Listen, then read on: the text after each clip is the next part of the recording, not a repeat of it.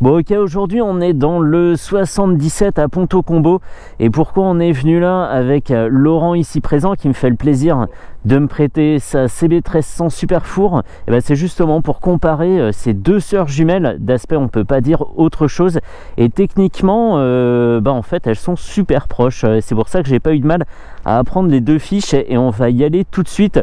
Je vais parler de la CB1300 et ensuite de ce qui diffère sur le XJR, en essayant de ne pas être trop brouillon. La CB1300 ici présente, elle a une jante de 17 pouces avec un pneu de 120 de large comme la Yamaha. Le freinage diffère puisqu'à l'avant on a deux disques de 310 avec des étriers Nissin 4 pistons et ABS, alors que sur le XJR on a deux disques de 298, ce qui est très classique chez Yamaha, avec deux étriers, deux pistons. Et c'est pas pour ça, d'après ce que me disait Laurent, que le freinage est meilleur sur la Honda. On le verra après. Elles ont toutes les deux des fourches réglables sur les deux tubes. On a 42 litres en tout répartis équitablement, soit 21 litres par machine, pour alimenter deux 4 cylindres qui sont à peu près fichus pareil, même si esthétiquement évidemment on a des ailettes sur le XJR puisque c'est un refroidissement Airville, ailettes qui ne sont pas là sur le CB1300 puisqu'on a un refroidissement à eau. 4 cylindres pour 100 chevaux à 7000 tours pour la Honda, contre 98 chevaux à 8000 tours pour la Yam. 11,9 mètres/kg de couple chez Honda à 5500 tours et 6000 tours sur le XJR.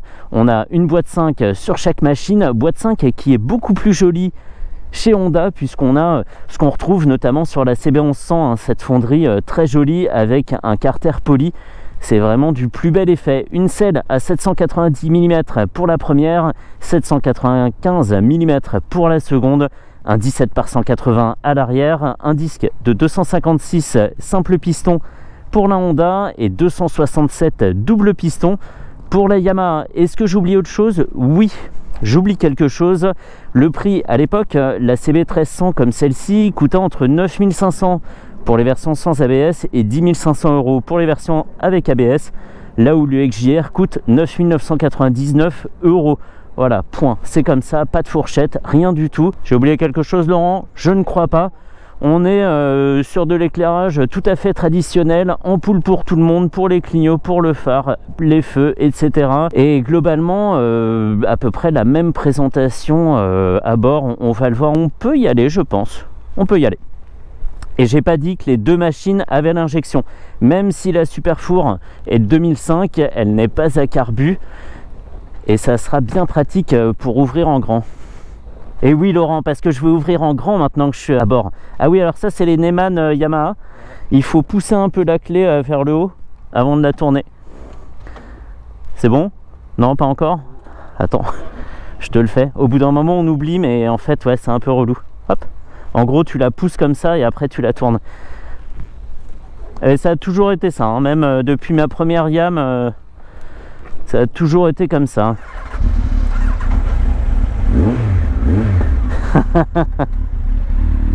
Allez, c'est parti.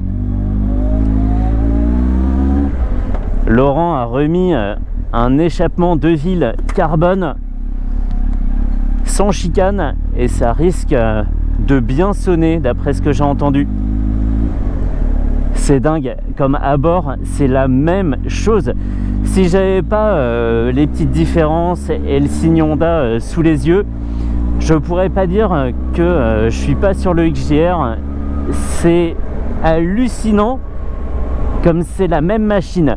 Par contre, c'est vrai, ce que m'avait dit Laurent se vérifie, c'est que le freinage a une attaque moins prononcée.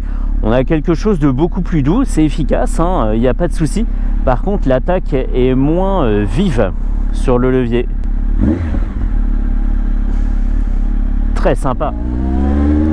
C'est fou. L'impression déjà d'être comme à la maison parce que le gabarit est le même. Oh, je ne l'ai pas dit, je ne l'ai pas dit. La Honda pèse 252 kg et la XJR est beaucoup plus légère puisqu'elle pèse 245 kg. C'est énorme hein, la différence. Hein. Mais à débéquiller, c'est strictement la même chose. Et à emmener comme ça, à partir du moment où on roule de guidage, c'est super facile. Il n'y a que les manipulations à l'arrêt, vraiment, quand on pousse avec les pieds, qui sont forcément un petit peu plus compliquées avec des gros bébés comme ça. Gros bébés. Mais vraiment, c'est pareil, on a, donc je le disais, hein, l'impression d'être sur le XJR, donc ça facilite la prise en main de ce CB1300. Et en plus, par-dessus ça, on a évidemment la petite couche de magie Honda qui fait qu'on a l'impression d'être comme à la maison, très très vite. Et ça, je suis sûr que même si j'avais pas de XJR 1300, ça serait très facile. Et avant d'oublier, même si je sais que je n'oublierai pas, un grand merci à Laurent de m'avoir contacté spontanément pour me proposer sa CB1300 à l'essai. Ça me fait vraiment très plaisir. Je suis toujours réticent à accepter ce genre d'offre parce que on ne sait jamais, l'accident est vite arrivé et ça priverait quelqu'un de sa moto. Donc j'étais assez stressé jusqu'à il n'y a pas longtemps, jusqu'à ce qu'on s'arrête pour commencer la vidéo. Et vraiment merci à lui de me faire confiance. Effectivement, hein, le freinage est moins incisif sur le CB1300, mais à guider, c'en n'est pas décevant que ça soit exactement la même chose que le XJR 1300 parce que c'est quand même sympa. Mais c'est compliqué de trouver des choses à dire parce que j'ai l'impression de parler de ma moto.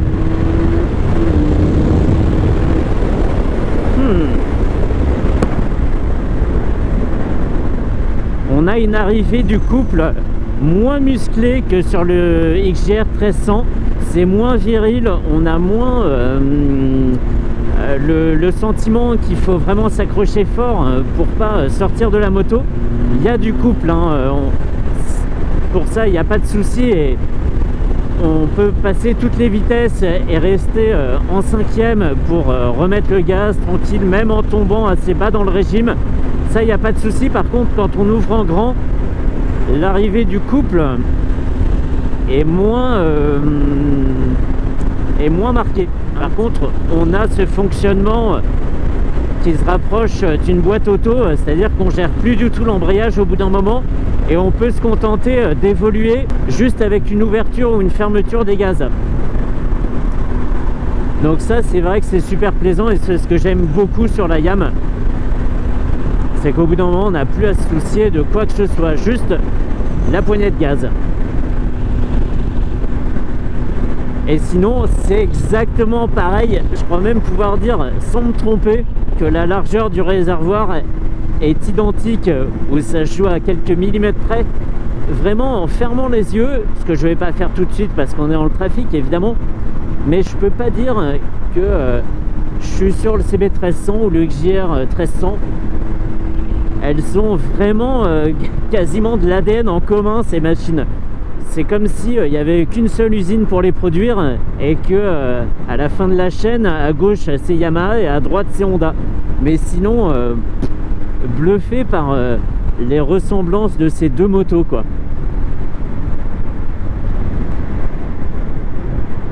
La démultiplication de la boîte est super voisine, on n'a pas de première plus courte ou de 5e plus longue ou que sais-je encore. Ça n'en reste pas moins très plaisant. Allez. Ouais, effectivement.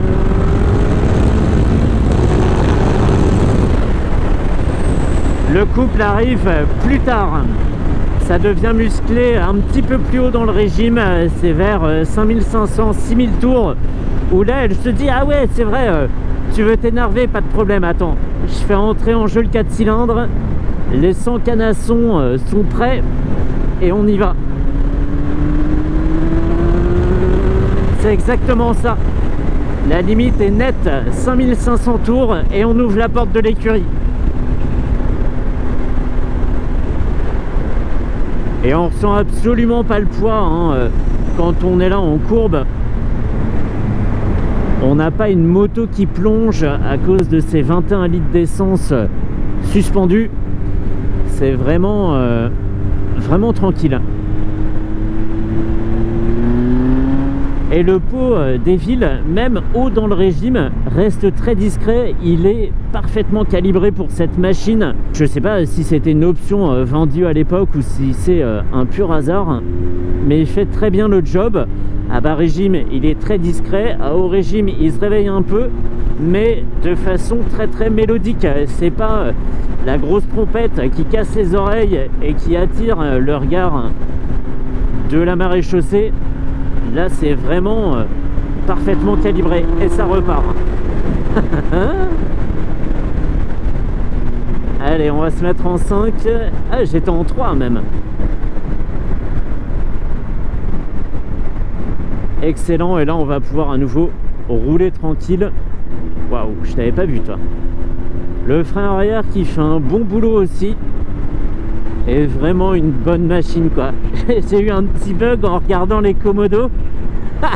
Je me disais mais attends, j'ai jamais remarqué qu'il a cette forme là, le bouton. Mais non, mais je suis même pas sur ma moto. N'importe quoi. N'importe quoi.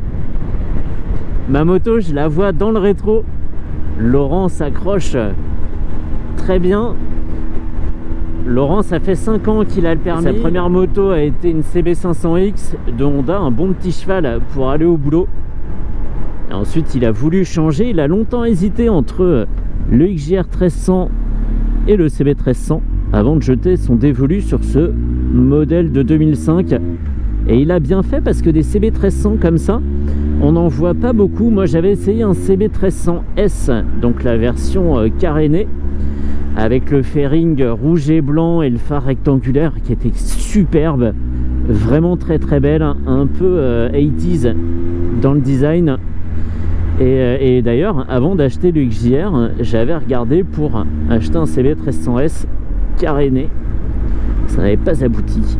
On a vraiment deux machines séparées à la naissance, quasiment sorties de la même chaîne d'assemblage, je le disais, avec des choix techniques un peu différents sur le freinage, on l'a vu, et sur le type de refroidissement, mais voilà, ça va pas chercher très loin, et on a des mécaniques vraiment très proches dans leur comportement et un moteur facile à vivre. Le risque de faire cette vidéo sur les deux jumelles, je le disais en début justement d'essai, c'était de pas réussir à déceler certaines choses, parce que en ayant l'impression, la fausse impression d'être sur ma machine, et par habitude de plus voir les petites choses qui sautent aux yeux quand on est sur une nouvelle moto, mais en fait pas du tout. Cette machine, elle est suffisamment expressive pour percevoir des choses sympas, notamment l'arrivée du couple à 5500 tours. On est vraiment tranquille, hein, c'est serein du train avant, il n'y a pas de problème, même sur une route comme celle-ci. On n'a pas une machine qui s'écrase brutalement au sol, c'est bien suspendu, hein. Les 252 kg se font pas remarquer là non plus. C'est tranquille et on peut rouler sur le couple comme ça, en 5e, à 2000 tours, à 60 km/h, sans que la machine rechigne. Ça cogne absolument pas, évidemment. On se repose sur la rondeur du 4 cylindres, et quand on veut repartir, on tourne, et on n'a vraiment pas longtemps à attendre avant que la vitesse s'affole. Avec quand même ce petit plus pour la CB 1300 de la sonorité du pot carbone de ville. Ça, c'est vrai que c'est différent. Moi, j'ai ma cartouche d'origine, elle est très discrète, même très haut dans les tours, et ça me manque un peu. Un pot carbone, c'est ce que j'avais sur le Phase, et c'est vrai que c'était très très sympa, avec cet avantage que le carbone ne chauffe pas, donc même après avoir roulé 3000 km sans s'arrêter, on peut toucher la cartouche tranquille. Toucher la cartouche. Allez, j'en profite avant de rendre sa moto à Laurent. On va lui demander après coup ce qu'il a pensé du XJR 1300, à quel point c'est différent de la sienne. Boum. J'aime beaucoup. J'aime beaucoup. En plus ici, elle a un petit saut de vent et qui est très efficace pour dévier le flux. Je me prends quelques turbulences en bas du casque, un petit peu dans le cou, mais j'ai pas de pression sur le torse et ça repose. Eh ben, je suis bien content. On devait faire cet essai d'abord il y a un mois, et en fait il pleuvait ce jour-là, donc pas cool. Et aujourd'hui c'était très incertain également, mais la météo a tenu bon. Parfait. Et là ça roule tranquille. On est vraiment dans un mix entre souplesse et fermeté. Souplesse la plupart du temps et fermeté quand il faut sur les petits défauts de la route. Je le disais, qu'ils font pas rebondir la moto pendant des secondes et des secondes. C'est très bien amorti, autant en détente qu'en compression. Vraiment bien fait. On va pouvoir faire demi-tour ici et demander à Laurent ce qu'il a pensé de ma moto. C'est toujours dur hein, de faire juger sa machine. Après on entend des trucs comme « Ah mais ton sélecteur il est bizarre, il est vachement bas et machin et tout. » Oui bah j'ai eu la moto comme ça, qu'est-ce que tu veux? Beaucoup plus confortable la mienne. En termes de suspension elle est beaucoup plus souple. C'est vrai. Elle a une position un peu plus GT on va dire. Alors que celle-ci elle a une position un peu plus vers l'avant. C'est vrai. Avec un petit peu les pieds derrière. Voilà, on a la position un peu plus sport sur celle-ci. Un petit peu plus sport et avec une selle, tu l'as vu, qui est un peu plus compacte, ouais. Tu es plus rentré dans la moto. Ouais. Mais par contre, tu vois, largeur de réservoir, même chose. Ouais, largeur de guidon, pareil. Ouais. Tu retrouves la même instrumentation disposée de la même façon. Et qu'est-ce que tu as pensé du moteur, Laurent? Dis-moi. Le moteur, c'est hyper similaire. Il n'est pas pareil. On est d'accord. Je vais te dire ce que j'ai pensé du tien après, si tu veux. Alors, je trouve qu'il est... Il est un peu plus souple en bas régime celui-ci que sur la 1300. Le 1300 ça part rapidement, ça part, je trouve que ça... Ah ouais? Ouais. Ah j'ai pensé l'inverse. Ah ouais? Moi j'ai trouvé, alors après tu me dis, mais moi j'ai trouvé que la tienne était tranquille assez longtemps. Ouais. Et qu'arrivé à 5500 tours, là ça explose. Ouais. Là ça explose, mais je trouve que la mienne ça vient un petit peu plus tôt et du coup on peut un peu plus tirer dedans, c'est marrant. Hein. Ben, après j'étais peut-être pas dans les tours aussi, mais j'étais plus dans les tours lorsque je l'ai conduite, mais j'ai eu l'impression que c'était bon. Après je trouve ça très similaire. Hein, moi, ah ben complètement. Moi j'ai pas été déboussolé. Le freinage alors le freinage est beaucoup mieux sur celui-ci. Tu vois comme quoi les fiches techniques, il est beaucoup plus sharp. On a des plus gros disques sur le CB et des meilleurs étriers. Il y a plus de pistons, mais plus de pistons, voilà, ils sont peut-être plus petits aussi. Mais un freinage effectivement efficace sur le CB, mais tranquille. Pas de mordant quoi. Pas de mordant, c'est pas une attaque très franche. Mais ça freine, il n'y a pas de souci, on sait qu'on va s'arrêter. Et tu vois, en démultiplication, je trouve que les boîtes sont super voisines. Je passais les rapports de la même façon, même vitesse, même régime, etc. Pour moi aussi, j'ai beaucoup aimé. Et tu as une moto, alors oui, elle fait un peu plus lourde, 252 kg pour toi, mais à débéquiller, c'est très très voisin. Ouais, c'est pareil en fait. C'est vraiment des cousines, des jumelles, comme tu dis. Ah ouais, mais complètement. Est-ce que tu veux refaire le petit chemin jusqu'à Ozoir avec la mienne pour rouler encore un peu? Ouais, carrément. J'arrête la vidéo ici et puis on peut en rester là, on va rouler tranquille ou pas. D'ailleurs, si tu veux ouvrir, on peut ouvrir, il n'y a pas de problème. On fait le chemin retour et on peut en rester là pour la vidéo. Ça c'est super bien passé.